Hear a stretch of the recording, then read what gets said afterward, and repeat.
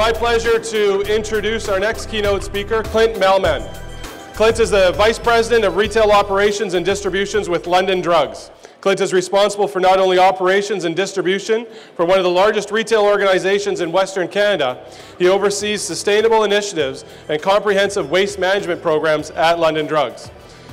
He leads a staff team that's dedicated to reducing the waste for both London Drugs corporately, as well as the 74 locations across Western Canada. And it's his vision and dedication to waste reduction that has pioneered the company as an industry leader in environmental stewardship. Since introducing the recycling program in 2006, London Drugs has experienced a 64% reduction in waste chain-wide under Clint's leadership. The company's waste reduction and collaborative efforts with the community and industry partners has been recognized by the Recycling Council of British Columbia, the Rechargeable Batteries Recycling Corporation, Orbis, Philips, and BC Hydro. Ladies and gentlemen, welcome our keynote speaker. Thanks. Thank you. Hopefully you can all hear me okay. I'm always curious why anyone would want to have a drugstore talk to at lunch in a waste conference. It amazes me, but I'm going to get some disclosures right out of the way. We are no expert. I'm in a room full of experts here, people who know a lot more about waste than I probably ever will. But my goal today is to share with you a little bit about London Drugs' journey.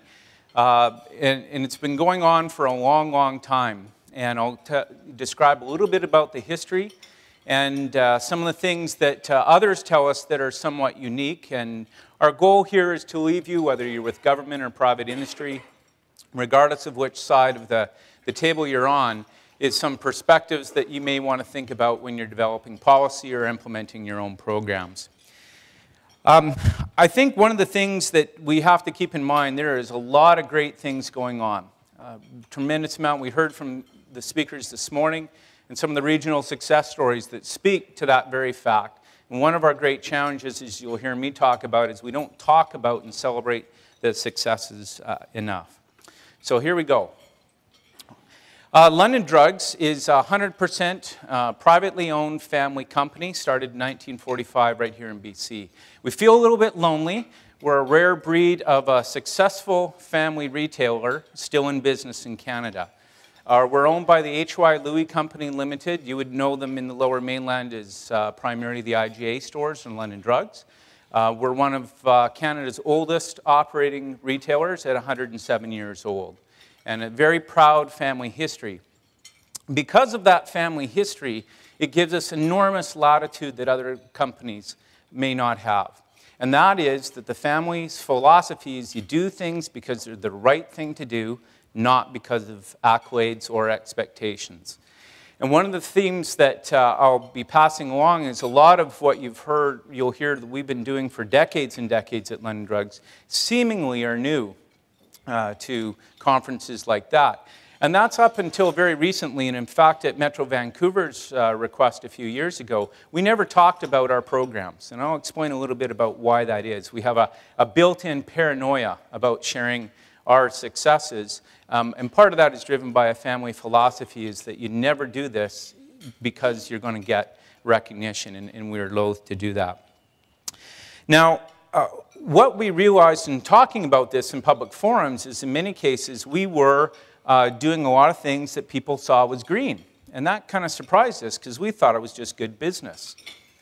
When you have a 107-year-old family company, or 1945 in London Drugs' case, sustainability and how to survive in a very competitive world, and especially in retail where there's an onslaught of large multinational American retailers gobbling up their landscape, you learn sustainability very quickly. And we'll talk about how some of those shared values match very well with the sustainability or green journey at London Drugs. So our approach is fairly simple. It's all about being what today is known as green, but to be quietly green first. We do a lot of trying to do things for years and decades in advance before we're prepared to talk about it. Because our belief is that greenwashing is one of the fundamental barriers for success, whether you're a government regulator or a private enterprise trying to make it. Consumers are very confused, and in many cases, they're very angry at the greenwashing claims that are out there made by all sorts of organizations out there. And that creates a real barrier. It erodes consumer confidence, and as well as it's a barrier to their actions and behaviors. We're a retailer. Everything we do is predicated on what you, the consumer, wants. And so if you, the consumer, don't want something, guess what? It's not going to happen at a retailer very often. One stat that I often speak about that shocks people is that there is a very tiny percentage that will shop a retailer in Canada because you're Canadian or that you're green. So if any of you have any illusions that that's a motivation, it's not. It has almost, in fact, I just saw a study before I got here today that says in downtown Vancouver, in one case, only 2% of the people would shop us because we're a BC family-owned company. So you have to figure out that that's not what motivates the consumer. And there's a lot of misconceptions. So we spend a lot of time researching what consumers want. So we tend to be a little bit more plugged into the average person on the street than what other businesses may be, because that's who walks in our store every day. Another thing that's really important to our approach is we have to be unique. There's lots of companies out there that do wonderful things. And if you try and be someone else, you'll often fail. The world of retail is all about trying to be authentic and unique to attract you as a customer to come in and shop with us because we're offering you some sort of value depending on where that you perceive value to be. And that also means that consumers can smell a rat a mile away, hence why greenwashing is so important. Any retailer, and you think of it your own consumer experience, if a retailer promises and consistently doesn't deliver on that promise, you won't shop with them again. And that's a lot of how, when we develop our green strategies, why authenticity is very important to us. The other thing is we have some very important long-term goals that are a journey. We hope to get there, which is, first of all, we believe that the waste problem is best solved by local entrepreneurs. The people who will take on the challenge through government regulation and using their best talents possible will get the job done. And there's tremendous examples that we heard of that today, and many more sitting in the audience that I recognize with wonderful examples.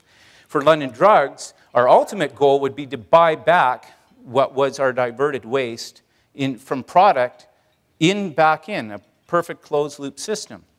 You know, so a lot of the waste that we're currently working with our partners that we're currently diverting, we want to see that converted into something we can buy back and sell back to you.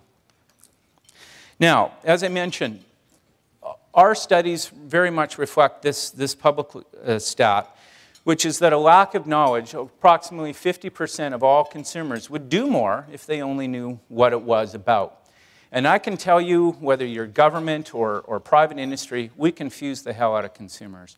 A recent example is our phone has been lighting up as people start to learn about the upcoming new regulations as it results to small appliance manufacturing. They're confused. They think it's a government tax. They think it's the industry doing a profit grab. They think it's the retailer trying to get more money. The bottom line is it keeps coming back to the stat that we all owe it to try and simplify things for the customer. If we do that, then we have a real great chance of making the zero waste goals that Metro Vancouver has put out a reality. If we don't do that, shame on us, because it's pretty clear what the customer is telling us. So the lack of knowledge isn't good for the environment. The other one that sort of pervades everything that we do in our strategy, and it keeps coming back to this greenwashing. 95, call it 96% of products in a recent study had misleading claims. Now that's a real shame and a pox on the industry, because what it does is it erodes the confidence in an already confused customer base that doesn't know what to do. They don't trust the labels that they see, or they don't trust the communication. And if you're someone like London Drugs, who we think we're trying real hard to make improvements, we're lumped in with all the folks that are in that same group that are perceived to be making misleading claims. In fact, referencing an article by John Ackerman in October of 2010 that said, Almost 90% of all green toys and baby products that quoted some sort of green or sustainability claim had absolutely no proof of their eco claims. Now, if you're a new mom, that's devastating, because moms, as many of you would appreciate, are horribly protective, and they'll never shop with you again if you violate that trust. So for us, it's pretty clear of some of the things we have to do in our journey as we go through this. So I want to share with you a little bit about what we do. First of all, our strategy is based on what we call our 4 pillars. Those 4 pillars are the upstream buying side, which is all the things that you've heard today: reducing packaging, design for the environment, encourage vendor listing of sustainable products. We'll talk a little bit about each of these. The reduce, reuse, and recycling programs that are most visible to most consumers. We also, of course, minimize how we operate as a company through reducing our inputs, as well as the most important that we see is the education not only of customers, but also our employees, which is probably our greatest weakness that I'll share with you. So, the upstream side, the buying side, that's all about responsible sourcing and how we buy. And as a retailer, it's a bit of a challenge because it's this fine balance of a competitive advantage versus your neighbor that you're competing against and is trying to drive you out of business, yet communicating to the customer the things that you're doing well without tipping your hat all the way to make sure that happens. So our buyers, we have 3 people right now that are in Singapore buying furniture. We'll have more people next week around the globe purchasing more and more things. And what they do is part of what they do is they don't only look at the great products that you as a customer want to buy, but they're constantly trying to figure out how to work with a supplier, not only for all the social items that need to be dealt with, but also for how the product's designed. And I'll give you a really simple example of how easy it can be. We sell containers and containers of little glass balls that are water balls that you fill up, you tip upside down to keep your plants nice and watered indoor. We sell a lot of these bulbs. Thank you very much. Now, when the factories that we deal with all send them via styrofoam. Because you can imagine you're packing a container thousands and thousands of miles away, traveling over rough roads, getting to a port, getting across the rough North Pacific voyages, arriving at your shelf. You purchase one, you don't want to get it home and have broken glass when you get home. So the manufacturer, in all the spirit of intention, is styrofoam to them was the best, cheapest solution. We just simply worked with another local factory down the road to use recycled, 100% recycled blown fiber, both cardboard and wood fiber, to replace the styrofoam. Voila. We've eliminated a huge styrofoam issue just with that one item. And that's just one of hundreds of thousands of examples that our buyers are constantly working with suppliers all the time. Another example is London Drugs is proud to have the 2nd oldest computer brand in Canada. Only after Apple, the certified data brand of computers is the oldest brand in Canada. We've been making the computers in Richmond, BC since the mid-1980s. We are one of the very few North American importers of products that ask or build to RoHS standards, which, as many of you know, is a European recycling of hazardous material standard, to make sure that that product is designed so when it's deconstructed, it has the greatest possibility of making sure that no hazardous waste enters the stream. We pay a premium for that. We make less margin on it. But that's the wonderful thing about being a family company, because you do these things because you know they're the right thing to do. You don't wait for government legislation to tell you to do it. Now, I know that I've spoken a little bit about some of the recycling programs, which is our 2nd pillar. We've actually been doing practices for many, many years, and since the 1970s and 80s. We were one of the very first large-scale recyclers of cardboard of any retailer in Canada. We have a patented heavy metal removal process. We are Canada's largest photo finisher then of film. Digital photography didn't exist back then. And what many customers didn't know back then is all that effluent from processing your film was being flushed down the drain. We didn't see it as not only environmentally responsible, but fiscally responsible. Film is made out of silver halide materials. The silver part is what we're interested in. And so, along with BCIT, developed a patented process to remove all heavy metals from the project. What we use today, even though that film is nowhere near the volume of what it once used today, since those late years, we've been removing those type of materials from our effluent. Other things like plastic bag recycling. We're one of the very first companies to introduce plastic bags in the marketplace. From day one, we recycled those plastic bags, and working with partners like Tony's firm, Merlin Plastics, we're able to have very early recycling programs long before they were on the screen. Other things that we continued to do into the 1990s, and I'm sure you're all recognizing there was no government interference or government legislation that required us to do this. Film canisters. Film canisters have a high metal and plastic count. No one was recycling them at the time. We found a way with working with our manufacturer to do that. Plastic film canisters. Many people still keep their safety matches and stuff in those old film canisters. We were recycling those. Building management systems in the early 1990s, to many of you might be shocking, were a novel concept of turning your thermostat down when there was no employees there or no customers. We're one of the first retailers in Canada to have wide-scale building management facilities. In 2000s, something simple as wooden pallets.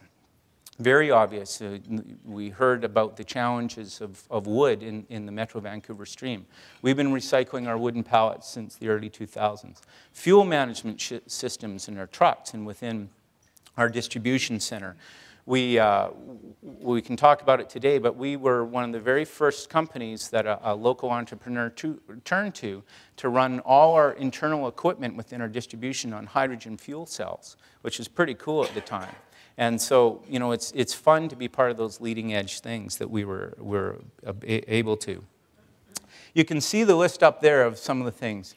Now, I'll point out the bottom two things. There's some things that some customers just don't want recycled at this point or reused. Injection needles.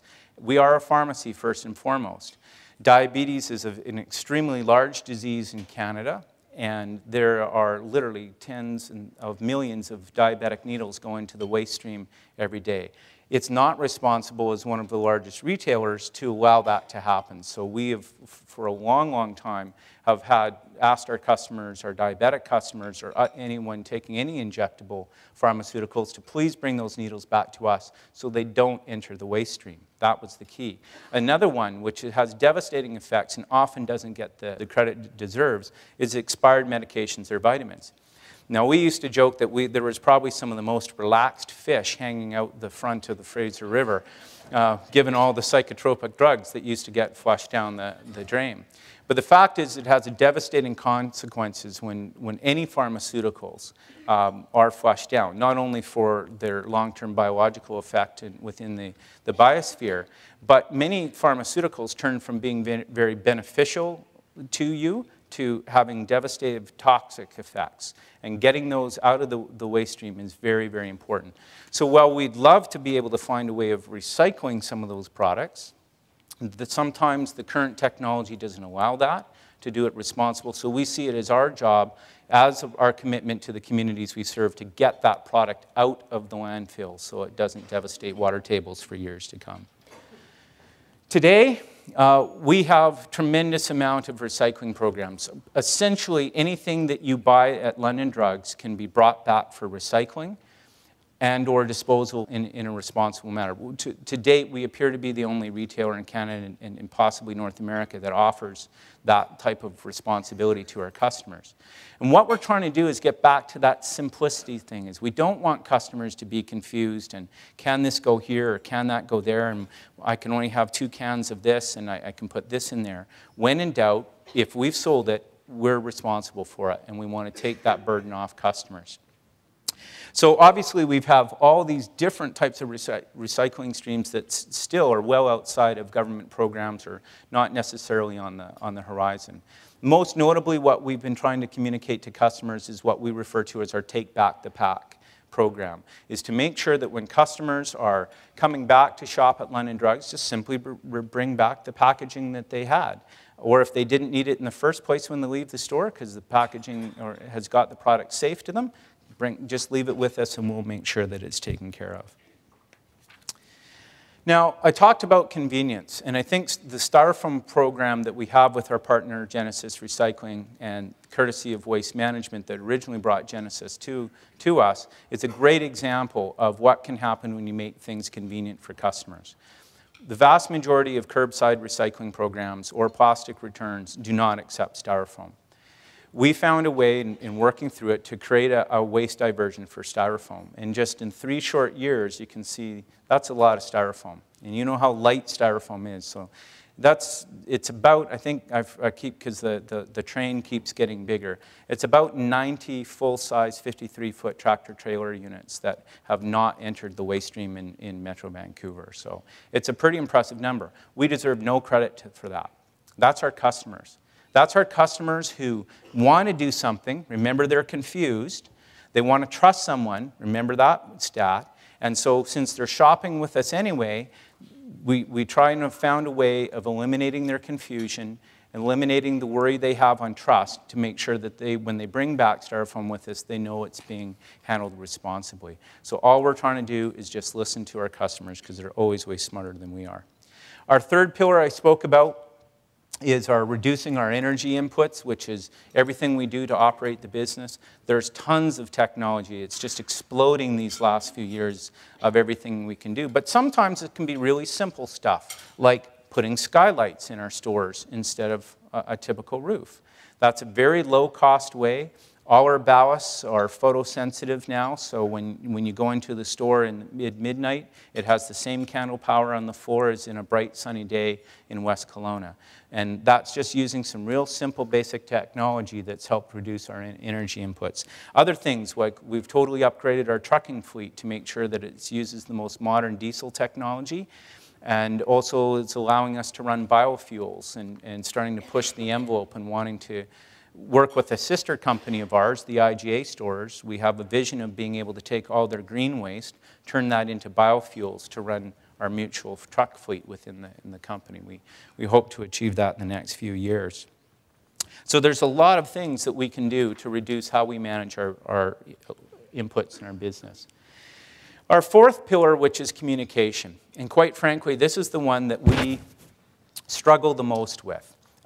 Because it conflicts directly with our values, our internal values of not trying to toot your own horn at the risk of sounding like greenwashing, or doing it, leaving the impression in consumers' minds that you're doing this just to have them feel better about yourself. At the same time, we've heard primarily from governments is that they need businesses more often to step up and communicate that it is easy to do. And it does make good business, and I'll show you a couple business cases here in a second. And so that's what we've been starting to do. Many of you, I'm sure, if I was to ask for a show of hands, you would be hearing about some of these programs for the first time. And I use that as an illustration as our greatest challenge is we've got to learn to communicate better to our customers. We do that through our What's the Green Deal program. That's both an on-shelf program in how they may select products, obviously through the web, through Twitter, all sorts of avenues that we're learning to communicate with our customers more effectively so they can spread the word on our behalf to drive more packaging back and get more and more diversion happening. I talked about our What's the Green Deal website, which is becoming more and more popular. As all of you know in this room, this is a very fast evolving field. Technology is changing all the time, government regulations, et cetera, and we're trading in the 4 western provinces. So there's unique situations in all those provinces that we have to communicate, and we're finding our What's the Green Deal website is very effective for that. And that comes down to education. So we also have a number of outbound education programs, whether it be at government-sponsored scenarios, at schools, at different levels. But quite frankly, a lot of the education is being able to sit down with governments and explain the impact of the regulations. And this is not a shot at any government. It just goes to show you the power of collaboration and some of the situations we can talk about. We had a speaker earlier talk about the impact of levies on TVs and things like that. And rewarding those companies like a Panasonic that are very technologically advanced. But one of the challenges, the current BC legislation doesn't contemplate allowing Canadian Border Services to collect recycling fees for all the product that's coming south of the border. I need not remind you, at $1.03 Canadian dollar versus the US right now, we are seeing a massive amount of electronics coming north across the border where no fees are collected. At one point, there's going to be an unfunded liability to our recycling programs. Those type of things can be prevented in legislation just by talking with people who deal with it another day. Another example is greenhouse gas emissions. Our trucks spend a lot of time in roads in Metro Vancouver going nowhere, idling. Why? Because in many of the communities that we serve, we can't deliver before or after certain times of the day. We have to rethink some of these old legislative practices and regulations that have a negative impact on the very goal that we're all trying to achieve. And companies like London Drugs, and there's many, many others, are more than happy to volunteer our time and consult with governments whenever they feel that that's appropriate to be able to do that. Another one, and probably the most important when it comes to conflicting legislation, is electronics recycling. And when you're at a drugstore, data integrity is really important. A great example of that is if you were to hear something about in the radio on your way back after this conference about confidential information being lost at a London drugstore, most of you will immediately think of your prescription profile, your health records. If you're Best Buy, you're going to think, oh, that's probably electronics. Very different paradigm. So, for example, we frankly refused to participate in the government regulations when it first came out because it was in direct impact and violation of the same government regulations around privacy. And so when many of you were recycling your computers in the early days, if you had not taken the extra steps, you were handing it over to a retailer, if you were taking it to a retailer, that may not be scrubbing your data. We make a lot of money off customers every day that have gone to an agency that's used a government, military level data scrubbing to get rid of your data, and we can recover it. So the only way to truly ensure the protection of your data is to physically destroy the hard drive. We have a process that's driven in there. And those are the type of things we want to work with government to make sure that your privacy in that case is protected and not in conflict with other parts of legislation that happen. But enough of that. We've got a lot of things to learn internally, and I talked about one of our great challenges internally is just the things we do. So we looked around the office and we weren't recycling organics from all the lunches and all the things that we do. So we have our green teams that we've established in each and every location that's learning to do things differently and constantly resetting the bar. So I'm often asked, what's the impact of all this? We've been doing it for a long time. What's the business case? Well, first of all, employee culture. We're definitely noticing that we're getting employees, especially younger employees, saying, I've done some research on you. You have a leading environmental programs. We're well aware of your long-standing relationship in the community. I want to work with you solely because of our What's the Green Deal program. We never heard that even 2 or 3 years ago. We'd start to get some good vibes, but not people doing direct. And obviously has a big retention. But as it says there, one of our greatest concerns is we're still not doing enough. A great example, many of you may be inspired by this. Take something back that you didn't think was recyclable or want to put us to the test. Go into a London Drug store anywhere in the Lower Mainland. It's entirely possible that that new employee that's been with us 3 or 4 weeks doesn't know about a certain recycling program. That's a challenge for us. We've got to continue that voyage. And that's one of our great learning lessons, is to try and make sure we've got all those processes put together. It does reduce costs. So for those of you that are not environmentally inclined and want to pay attention to the numbers, there is a reduced cost. And I'm going to show you some slides around that to drive home the message. That if you don't think it's the right thing to do for the environment, it's the right thing to do for your bottom line. In fact, one of the questions that I'm often asked by our retail competitors is, okay, we don't get how you do this, and it doesn't cost you literally millions of dollars a year. And it does cost us. There's very little, as you all know, in some commodities, there's very little return right now. Well, what we've been able to do is, because we've diverted so much, we use that same cost we would have paid to municipalities and private haulers to fund our recycling programs. So it's net neutral cost to the company, and as commodity prices go up, we start to get a return on these investments. Just to illustrate the impact that it has, since 2007, you can see the impact on landfill. And these are volume of garbage going to landfills in Western Canada. And you can see for yourself the type of impact that that's had. When people look at the numbers, it's often quick to judge places like Calgary. Keep in mind that Calgary, because they haven't had a blue box program for a number of years, they were quite accustomed to actually going to recycling centers and dropping it off. It wasn't because, and so for them, they'd already had a pattern of recycling developed. But as you can see, there's lots of opportunities in British Columbia. And this slide just kind of gives you a graphical representation of what all those bins start to look like. So again, from using that 2007 baseline data, the first year we really concentrated on introducing some of our new electronic recycling programs and some of the ones that are now the legislation is just catching up. We reduced by 41% the first year, 27% in 2009, and another 13% this past year. And we have a goal, of course, to get to zero waste. Now, I'll use a case study. I originally had a Coquitlam store, being in the Lower Mainland, but I thought sometimes in BC we get somewhat insular. We think we're a very green province, and sometimes, as you can see by those numbers, that's not necessarily true by our actual behaviors.